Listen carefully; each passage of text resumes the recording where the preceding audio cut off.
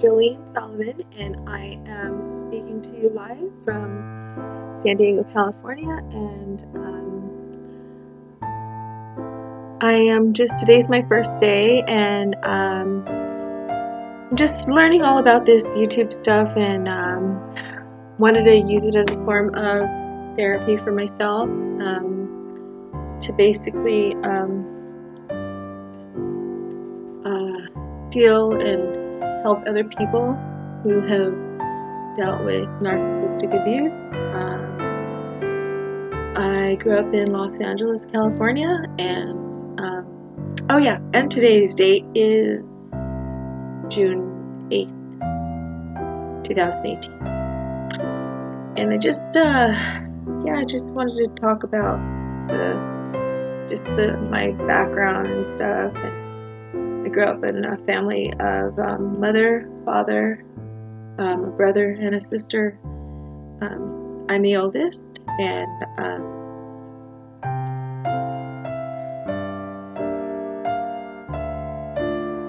I grew up in a very dysfunctional family, as a lot of us who dealt with narcissistic abuse have, and just a lot of things. I'm 40 years old now, well, 41, and just turned 41. Just figuring out a lot of stuff.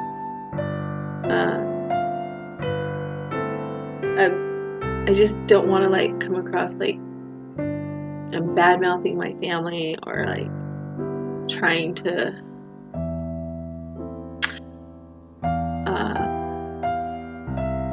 just put them down or anything like that. My goal is to help, to be constructive, to help me, of course, too.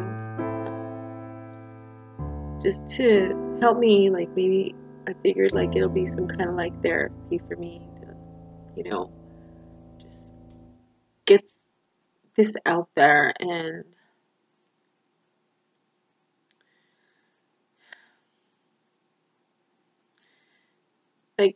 anyways, as for my background, I grew up in a family of me, my brother, my sister, mother, and father. So, grew up in 1977, East Los Angeles, California.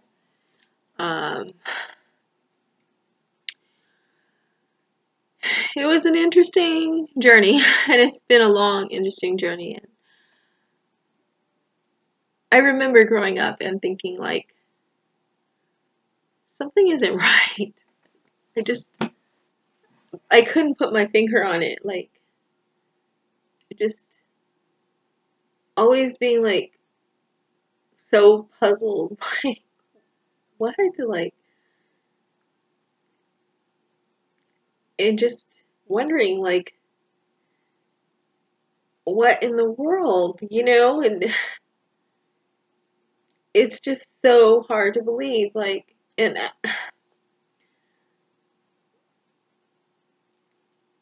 this journey has been insane, to say the least. But well,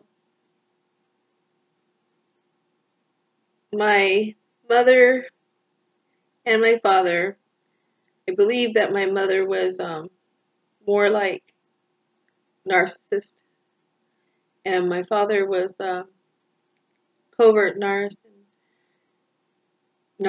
and just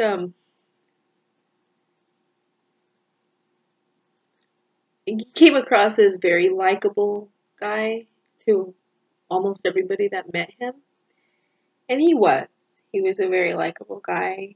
But then he had this other side of him where he would make fun of people, call people names, and it was weird. And my mother was everything always had to go her way. And it's just crazy because it's my dad, basically his frame of thought was his frame of thought, how he grew up. Basically, if the sun is yellow, and your mom said it's blue, then it's blue. And I grew up and, realized that for a long time. That, I mean, I finally like thinking how, like, I didn't understand back then, like, and of course, like, I wanted to be accepted by my family, and so I didn't have the wherewithal to figure out what was going on. Um, when I was, I think about the age of 19 or 20, I met my first husband, and just, it really stinks because, and he was a narcissist. It just really stinks because it's like you end up meeting somebody basically like the same like as your parents, and um, craziness, like the stuff that he put me through, taking off for taking off, saying he was going to go get a gallon of milk, and then not showing up for 3 days later. Um, you know, I grew up, we would fight. It was volatile, I'm not going to lie. Um, I did not grow up in a peaceful home. Um, Material wise, we were pretty spoiled. We always had all the food we needed to eat. We always had all the clothes, and we went on vacations and stuff. Um, but once reality was, and we were doing our day to day, it was just not a normal environment. My mother would lock herself in her room for days, and um, then when she'd come wake up, she'd be this really nasty and mean person. And I was a good kid. I was strong-willed, but overall, I always wanted to be like the good kid. I always wanted to, I did sports, cross country. Um, my grades sucked. Um, it was very difficult to concentrate because there was constant animosity in my household, and basically it was like my mother was this type of person. Just to give you an example, like if something was like wrong for everybody else, it didn't matter as long as it was good for her. So basically, like, forget everybody else. and there's actually another word I want to use, but I know that it's not appropriate to talk about, but that's basically the mentality. And this, just complete selfishness. But yet I was always accused of being selfish, you know. When I was a little baby, they used to like say like, yeah, you were always a crier. You just cry, cry, cry. And I remember being a little baby and being left in my crib like for a really long time, like, and I just don't get it. Like, I mean, how anybody can be that way? Like, how is a child to blame for things that go on? Like, how is a child, like I was just this rotten piece of poop, piece of shit since birth, and then I just intentionally cried, like, um, it's kind of funny now when I think about it, like, like I don't really think that, I know that babies are born, like, as a Christian, I do believe that babies, we're all born sinners and everything, but like, to just say that your child is just like, yeah, you're always just such a crybaby, like, just like, I have to, it's been such a journey. Just trying to figure out everything that has happened to me, like, and everything that I've gone through from meeting my ex-husband when I was 19, had a little girl with him, and that marriage was over from the start. What really stinks is that people think that you make your choices, but the thing is, when you when you brought up in that environment and that's what you know, I mean, you're attracted to what is acceptable, you know? Like my dad was always kind of a sarcastic guy and, you know, funny, but at the same time sarcastic. And, you know, my ex-husband was that way too, you know, it just, that's what you end up with when you are like used to that. You're attracted to what you know. So, emotional horror I went through there. Wouldn't come home, make everything all my fault. I was always apologizing, you know, and I was, you know, I worked hard. I got my nursing license. I was a CNA. Then I got my LVN. I was mostly by myself, and people would be like puzzled, but you're married, but like, how come your husband's never home? You know what I mean? And I didn't know. And I would call up my parents. I would, you know, cry for help, and because they were like that, they didn't believe me. They'd be like, ah, you're just drama. Like, you're just all drama, you know? Uh, I mean, I remember being very young and needing help and having to take like the bus in, you know, from work from Pomona because my ex-husband told me he was going to pick me up and just didn't.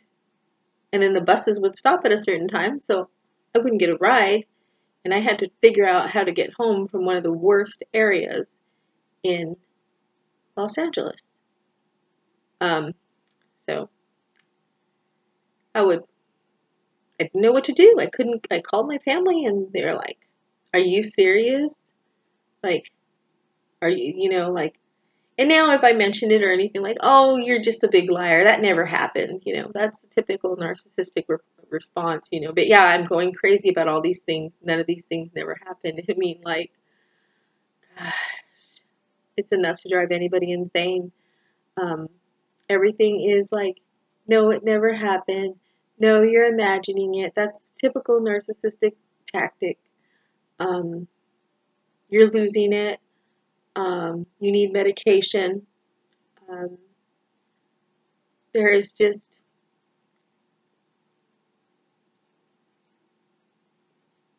pretty much it's just a world of smoke and mirrors, basically. And so, anyways, to make a long story short, met my husband when I was 19, had a little girl at 21.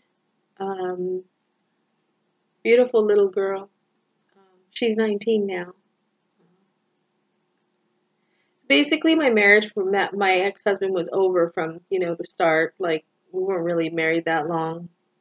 Um, we got divorced in 2000, I think, 2000. I met a really nice guy in 2001. Yeah, 2001.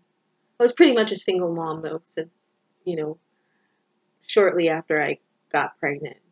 You know, so I really didn't, even though I got married, I really didn't have a marriage. So it's like, then I met like a really nice guy, you know, and I didn't really know that I was going to end up marrying him, but um, we became good friends and he used to help me and everything. And, you know, my daughter liked him, my grandma liked him. And, you know, I said to myself, I'm not very good at picking out men, so maybe maybe I better take my grandma. I think they'd probably do a better job than me. And, you know, not that I didn't love, you know, like him or anything. I think it was attractive. I just didn't think we'd end up like that. But and he was a little older than me too, so. But we've been together now for almost 15 years, and it'll be only 16 years in December, and he just he's been great. He's been supportive through all of this, and um, I just wish that we would have done things differently. That we would have, been into a church or something, to help us be prepared for all of the hardships that we were going to go through together. Once you marry with, you end up, we have a child with a narcissist, that there's no going back. He was hell bent on destroying me, since way back, and a lot of things happened, and I remember him telling me that, what, I'm gonna make it. One of these days, I'm gonna make sure your daughter hates you, and I didn't, of course, I was always kind of like, always had this kind of like fear in me. Um, I remember going back to the courts and everything. Can you help me? Help me with, like mediation. It's completely useless. They don't do anything. Um, they just like pretty much set you up, I think, and they pretty much, it seems like they cater to those kind of people that, abusive people. Um, I've learned a lot. I've learned, how horrible that divorce is, and that, basically a woman is forced to choose between a worse situation and a worse situation. There is pretty much no choice, especially if you marry somebody that's abusive like this. His family and everything, very cruel to me. I wanted to trust them. I wanted my daughter to have a relationship with them. I remember my husband, he got married to me like in 2002, and I remember him telling me, so Jolene, he always try to tell me, Jolene, they're messing with you, don't you get it? And I'd be like, no, but why would anybody do that, and like, I am so glad that I got married, like, even though, like, I got married kind of quick, and things have been really difficult, I'm glad that I did, because I think, like, I probably would have been worse off, even worse, like, it really probably would have had it worse, like, me being married slowed my ex-husband down a little bit, because he used to show up out of nowhere,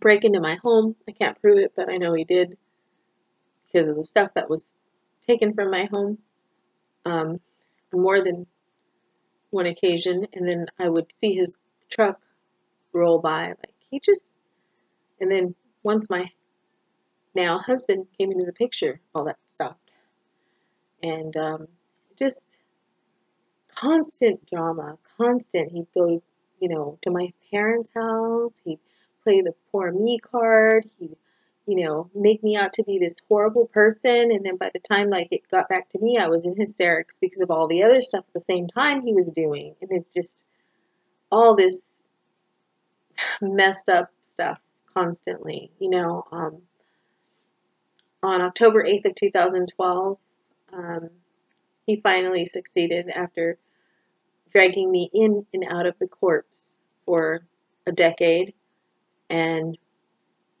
he finally succeeded at attempting to destroy me, and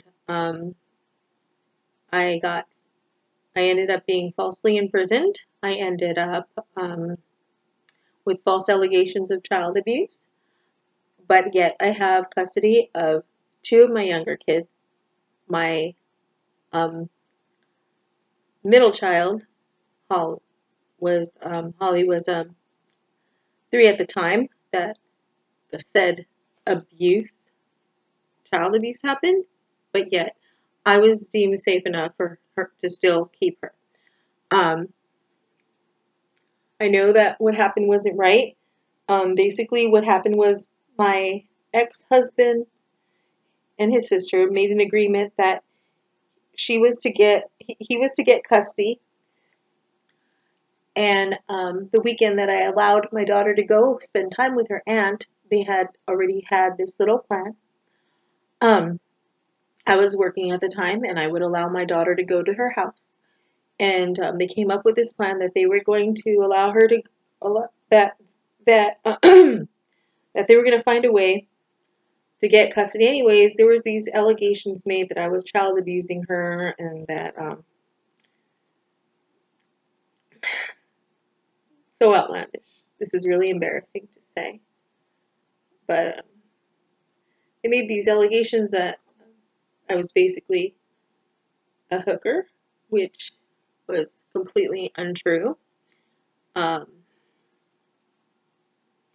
All this crazy stuff that they did, and just from the shock of it all, the initial shock and the initial trauma, the way they did it, basically what the aunt did, because I had the aunt on the emergency contact at the school, bad mistake. She basically checked my daughter out of the school as mom, as me. And the school, she created a bunch of hysteria at the school. The school basically allowed it. I even have the emergency contact card. I even have the off-day campus pass that says Christy mom. Christy is not mom. I'm mom. And we look completely different. There's no way that they could have gotten that mixed up. I have brown hair. She has blonde hair. I'm heavier than her. She's smaller, shorter. We do not look anything alike, believe me. And this, just the hysteria and the anger, the emotion, got people to react and be against me. Just the constant use of the word prostitute, hooker, the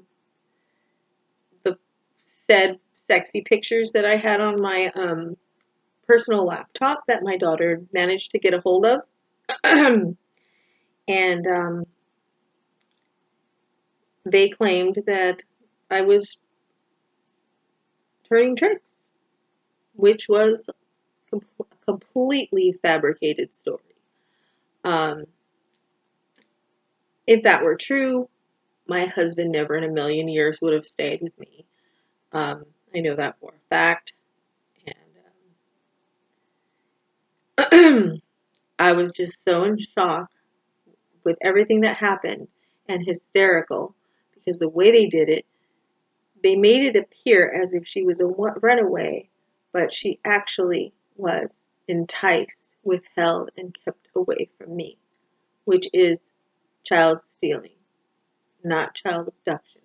And child stealing, which is a crime against the parent, and that is an actual penal code, and there is no statute of limitations because the heinousness of the crime, that is just so horrible. Anyways, before you knew it, I was being investigated by CPS. I was being investigated by CPS.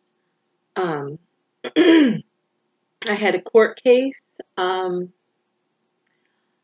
child abuse.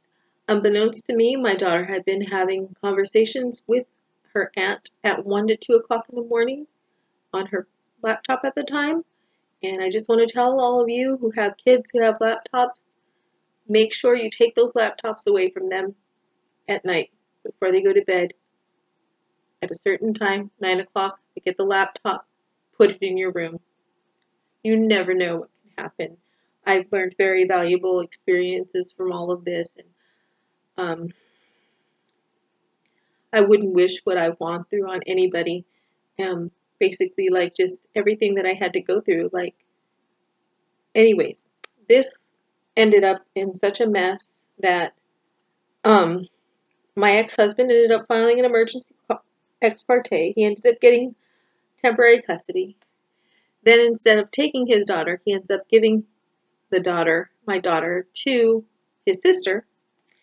Of course, he didn't follow through with his with the plan of him to pay her instead of me. He didn't follow through with any of it, and because those kind of people never do follow through with anything.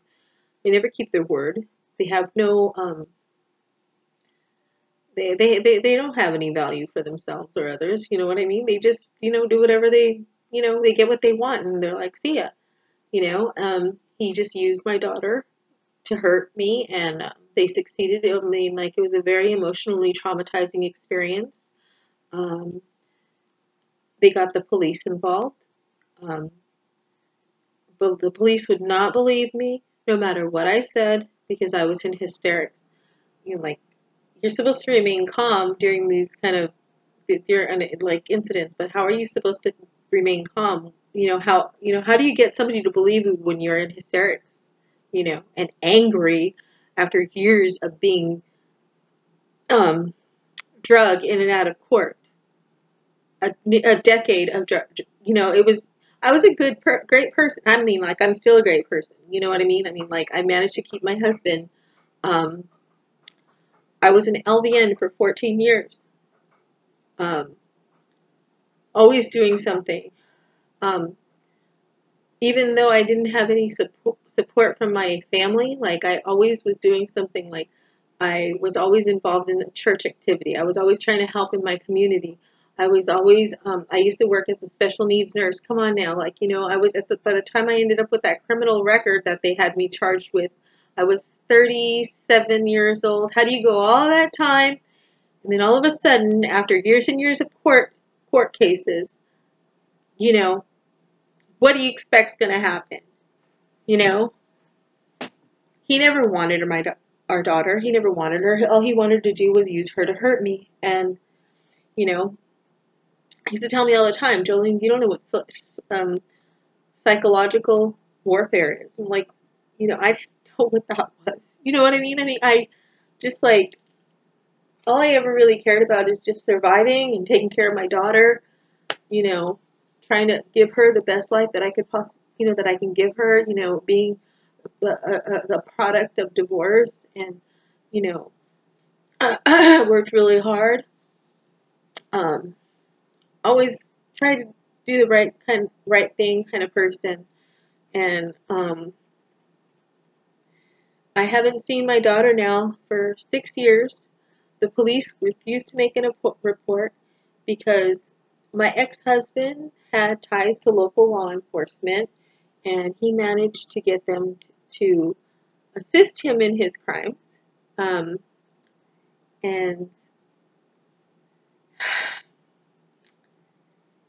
yeah, he managed to get people that he created allies with to assist him in his crimes, and of having me falsely imprisoned, and false allegations of child abuse. I mean, like, everything just, like, fell in his lap. Like, anything that he would want to do to, like, destroy his ex, like, it was just his dream come true. Like, everything that he wanted to do to me, like, it all fell. All the cards just fell in his lap the way he wanted it.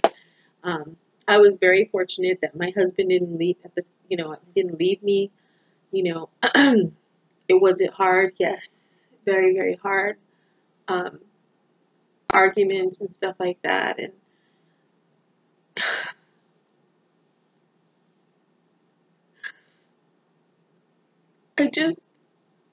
I feel so bad because of everything that I put him through, and I'm just so great because I know that a lot of people don't. A lot of couples that go through this kind of thing, they don't last. And I know that for all the love that I didn't get from my family, I got it from my husband. And he's always been the one telling me, like, hey, is it going to work out? To this day, he's trying to bring my daughter back home to get her to realize that everything done against me was wrong. And he wants all the people that assisted held accountable. So he's constantly writing letters to anybody he can, different agencies, the Commission on California Teacher Credentials, the school board, um, the courts,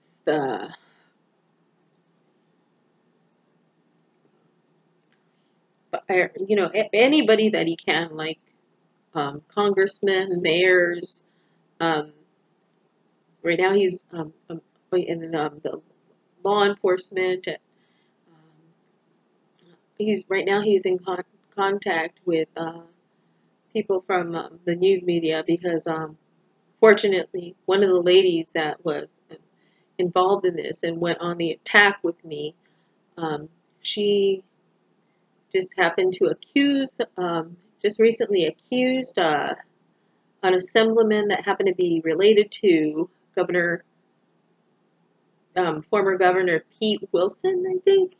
He's the stepson or something of Pete Wilson, and making false allegations. And yeah, I tried telling back then, but nobody would listen to me because of the emotional trauma and the shock. Like, this is why I think that like people that are like in any kind of that kind of position in law, I think they should have a degree in psychology or a background in psychology or something, because they do not know how to deal with trauma, people who've been emotionally abused. They seem, if anything, to play off of that, what was my experience with the whole thing. And I feel for a lot of people. I have a lot of compassion now for a lot of people. I mean, like, it is a miracle that I'm still alive. This thing has nearly destroyed my family. My family has not been supportive at all.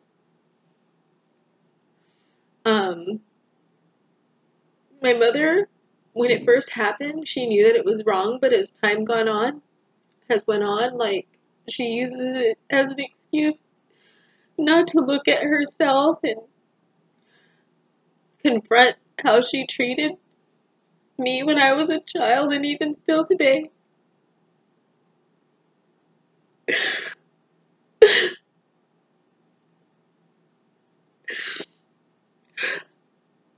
She tells me that, I've become a Christian, and, I have my 2 little girls, and, I'm happy for the path that I've got them on now, because I can't do to my little girls what was done to me. I just can't.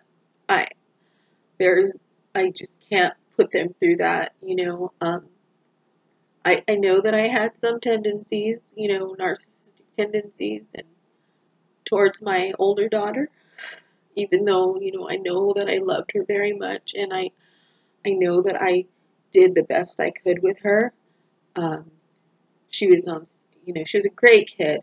Student council, cheerleading. How in the heck is a child gonna be in those things if they're being abused? It doesn't make sense. How am I keeping my 2 children if there was abuse going on in my home? It's just, there was an opportunity. The DA saw an opportunity. My ex-husband and his family saw an opportunity, and they exploited the love between a mother and a child. And the fact that I never really learned how to trust myself, because of the narcissistic abuse. So, what kind of advantage is that? What kind of, or lack of advantage, basically. I'm really disgusted with people that are in positions of power right now and authority, and the way they treat people. That it's all about winning. It's not about what is right. There are so many times where I would cry to my husband and tell him that I wanted to commit suicide, that I wanted to die, because it just hurt so bad. And I haven't known where my daughter is for the past 6 years. It's basically as if she doesn't exist. They've taught her to hide. I can't find her with a background check or anything. I know that they've helped her get a fake ID or something. her dad had like multiple IDs from different states and multiple, used different variations of last names, and they all do that. And it's just like criminal behavior, See, I don't think like that. I never thought like that. Even now, like with everything I've gone through, after 6 years later, I still don't know where my daughter is. Um, everybody in the system has told, oh, just let it go now and she'll come home. No, that is not right. We're not going to let it go. It's not, because if this is not corrected, it will destroy me and my husband and our family, us. And we're actually better off now than we were before all of this happened. It's taken so much work, a lot of hard work. But I know that we have to get this out there, and that, eventually my husband will get this story out. Like I said, the lady, her name is Nikki Bergen.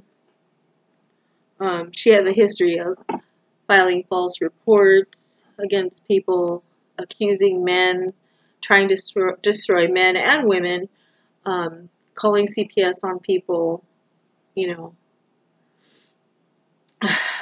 She has a long history of that. You could look her up. It's on Coast News over here in San Diego. She goes by the name of Nikki Bergen, and you just look it up. Look up Assemblyman Phil Graham, and you'll find the story. Right now, we're hoping that they can put pressure on the DA to press charges. Even though she made the false allegations, the DA is not pressing charges, and that is illegal. You can't just accuse people of rape and then nothing happens. There's a reason why the DA is not pressing charges, and that's because the DA was involved in my case and with the false allegations against me. And when I tried telling him back then, he wouldn't listen to me. When I told him, please check, I know that my daughter was abducted. He was more interested in believing that I was a prostitute rather than truth.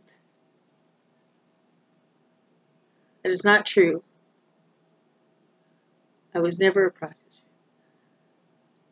I was a nurse for 14 years. I'm a good person. A great person. To endure what I've gone through.